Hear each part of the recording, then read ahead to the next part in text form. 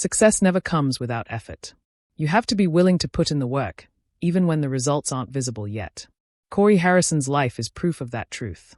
Just a few years ago, Corey looked nothing like a millionaire. He was struggling financially, borrowing money just to get by, working exhausting 60-hour weeks, and barely managing to stay afloat. Then everything changed after his grandfather passed away. The contents of the old man's will stun the entire family. Some sons were completely cut out, while grandchildren received millions. What most people never talk about, though, is what Corey was doing quietly in the background during the family's intense legal battles over inheritance. While others were focused on disputes, Corey was making strategic moves.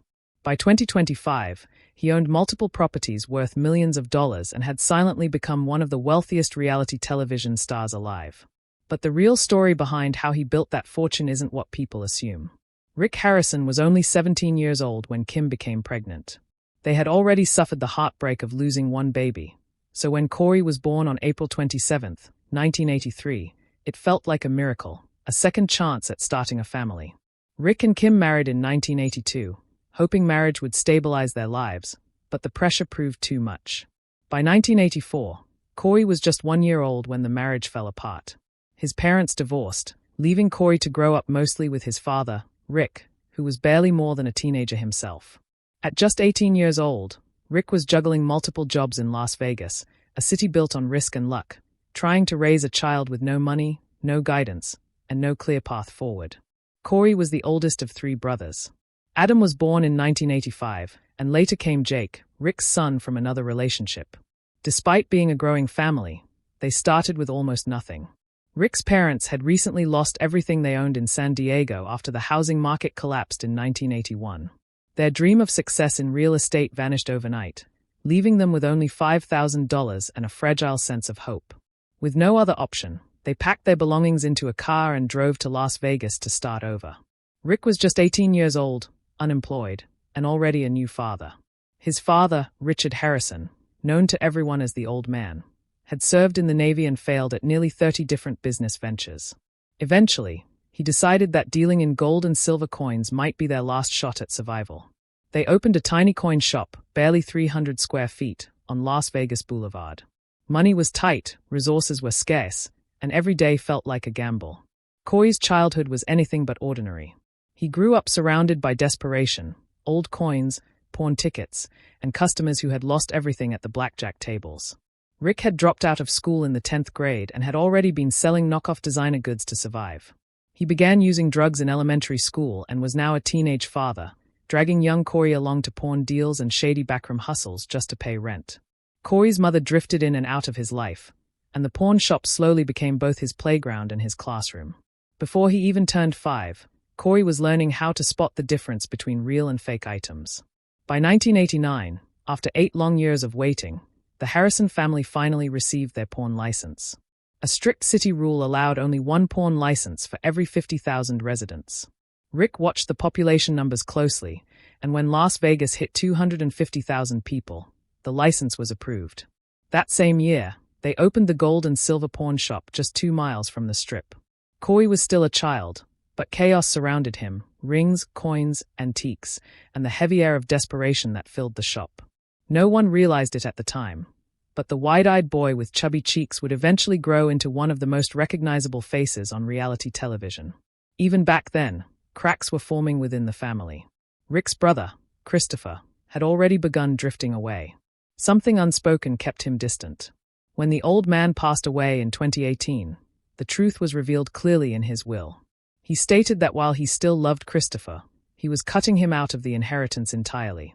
The shop and the money were left to Rick, his wife, and Joseph, the other son, but not Christopher.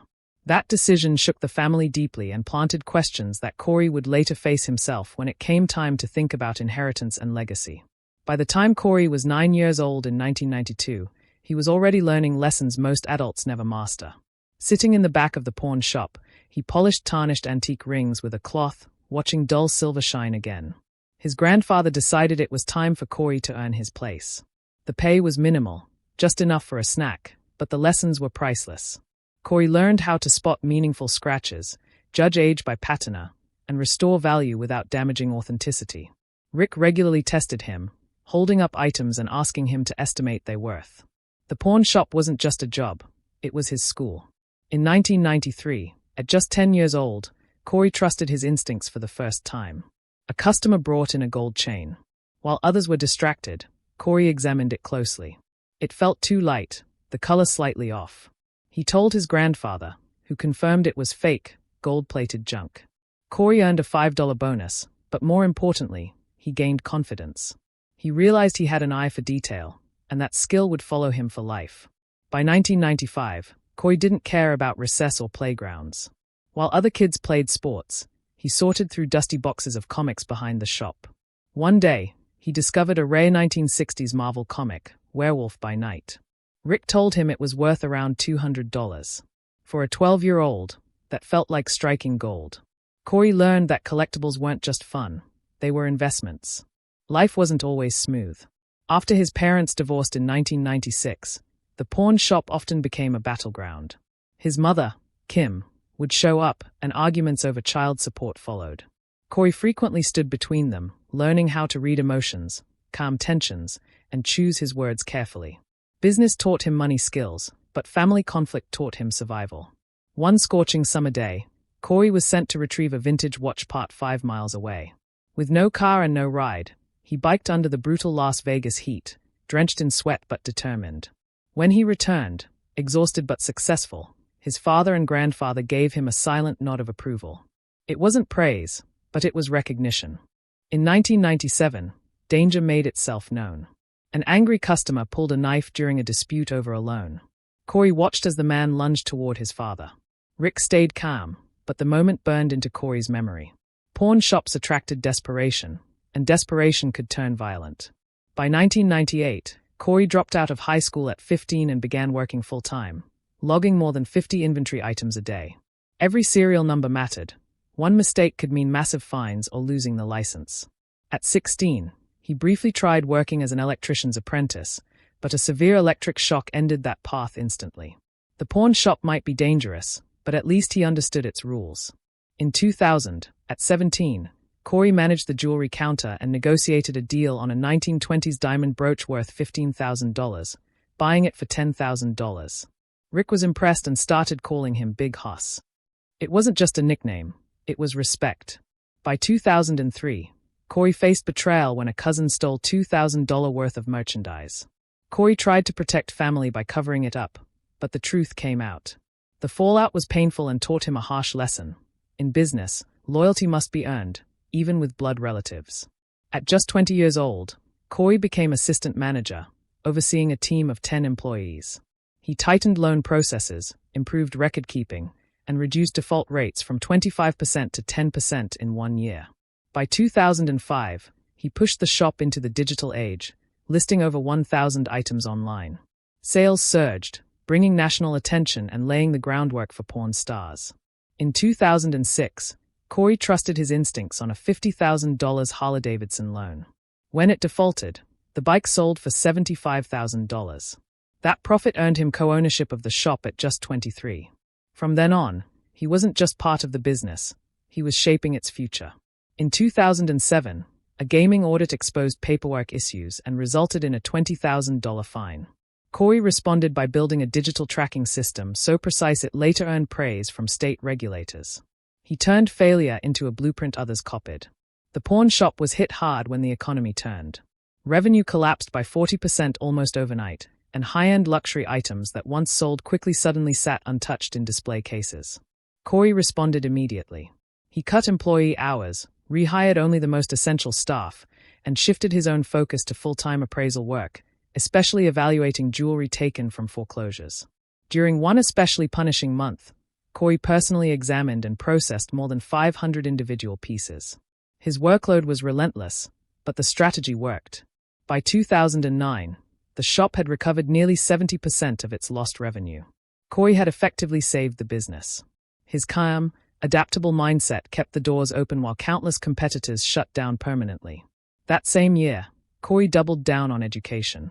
Under the guidance of his grandfather, known simply as the Old Man, Corey immersed himself in authentication. He committed to memory the fine details of more than 500 antiques, rare coins, jewelry pieces, and Civil War artifacts. His skills were put to the test when a man brought in a sketch he claimed was a Picasso worth $100,000. Corey immediately noticed inconsistencies that revealed it was a forgery. Catching the fake saved the shop from a six-figure loss and proved Corey could cut through hype and deception with precise, level-headed judgment. Everything changed on July 19, 2009, when Pawn Stars aired its first episode. Corey appeared in a brief scene negotiating the price of a vintage guitar, talking the seller down from $1,500 to $800. Viewers instantly connected with him. That single moment turned Corey into a fan favorite. By the end of the year, the show was drawing 1.5 million viewers each week. Foot traffic at the shop surged from a few hundred visitors a day to well over 500. Lines formed outside. New staff had to be hired just to manage the crowds. Corey was no longer just a businessman. He had become a television personality. By season 2 in 2010, Corey was closing $25,000 deals on rare 1940s baseball card collections. Viewership climbed past 2 million per episode. Tourism around the shop exploded by 300%, with lines wrapping around the building daily. Corey's salary rose steadily, hitting $300,000 by 2011. Shop revenue crossed $10 million by 2012. Through all of it, Corey remained at the center, balancing fan attention, mounting pressure, and real financial decisions. The shop had become a landmark, and Corey was its anchor. In 2011, tension between Corey and Chumlee spilled onto the screen during a heated argument over a $10,000 sword. The drama drove ratings to 4 million viewers. Producers leaned into the conflict, and Corey leaned into the spotlight. The show grew even bigger, and his pay jumped another $300,000. While producers sometimes encouraged scripted reactions, Corey never faked it when real money was on the line. When an authentic deal came through, his instincts were genuine. Fans noticed the difference and trusted him. Fame, however, brought problems. One night in 2010, paparazzi chased Corey after a club appearance. A minor car scrape followed, which he attempted to keep from producers, but privacy was already gone. Even simple nights out became public spectacles. Despite the pressure, Corey continued showing up to work, staying grounded and handling the chaos with grit. He was no longer just Big Huss. He had become a symbol of what the shop represented. By 2012, Corey and Chumlee invested $500,000 into a Quiznos franchise. Corey applied his pawn shop negotiation skills directly with suppliers, cutting ingredient costs and boosting margins.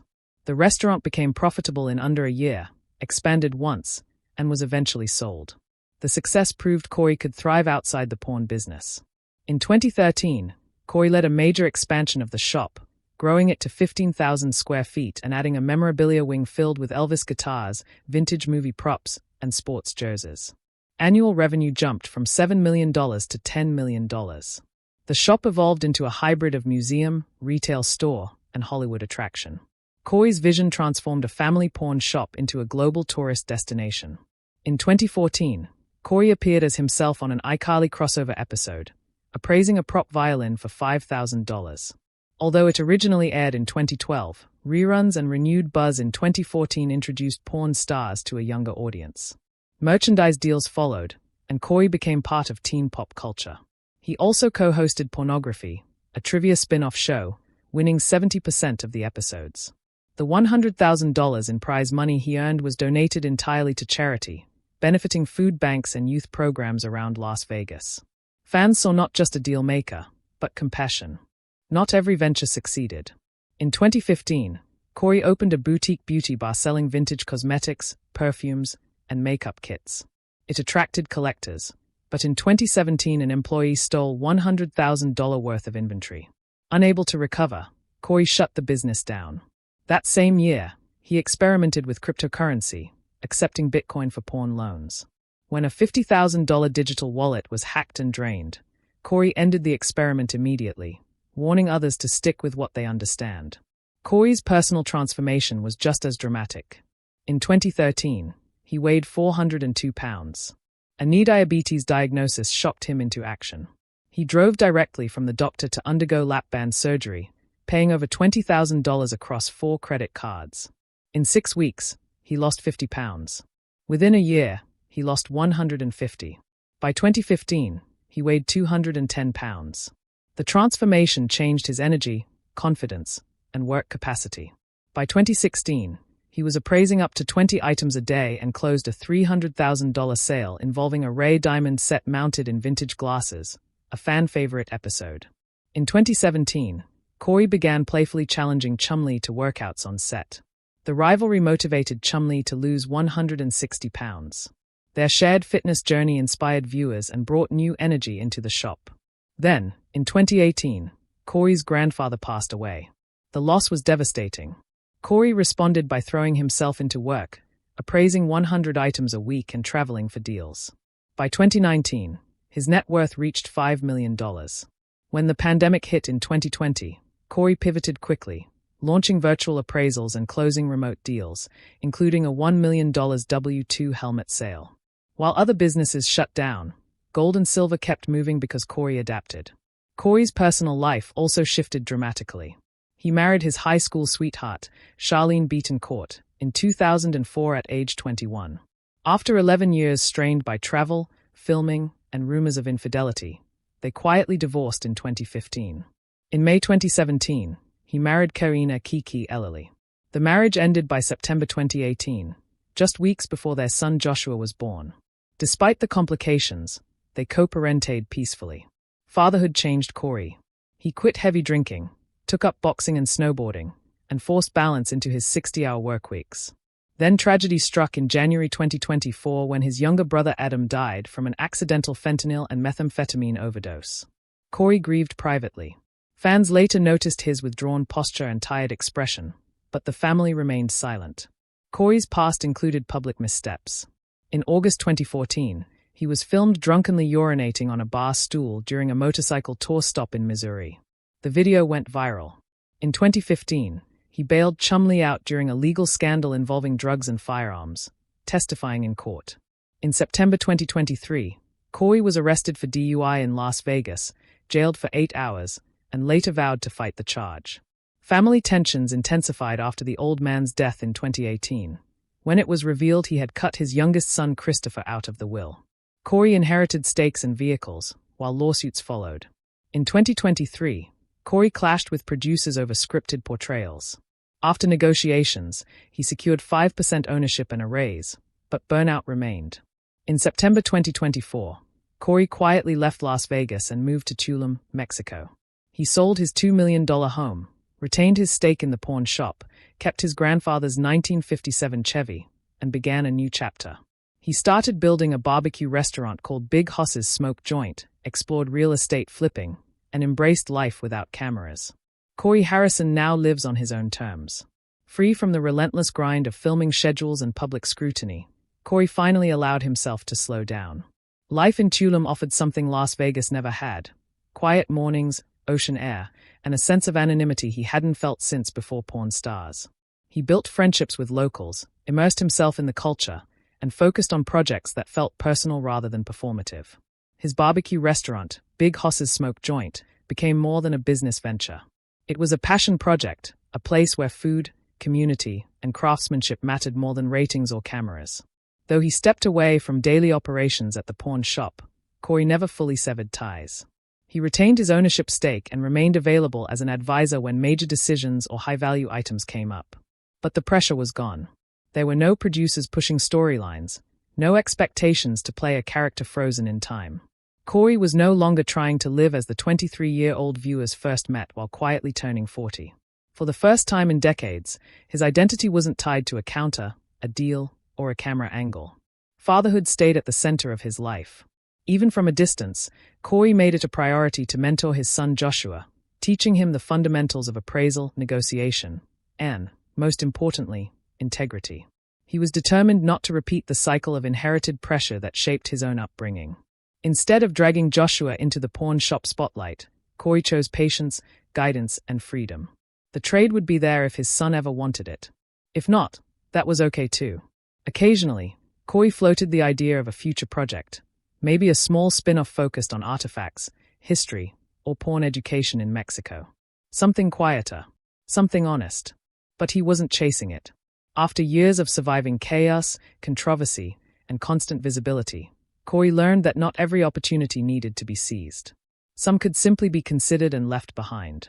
Corey Harrison's story was never just about fame or fortune. It was about adaptation, surviving economic collapse, navigating sudden celebrity, enduring public mistakes, carrying private grief, and choosing when to walk away. He built success, lost control of it, reclaimed himself, and finally stepped off the stage. The pawn shop made him famous. Life taught him balance. And in the end, Corey didn't disappear. He simply chose peace over applause, distance over drama, and a life defined by his own terms.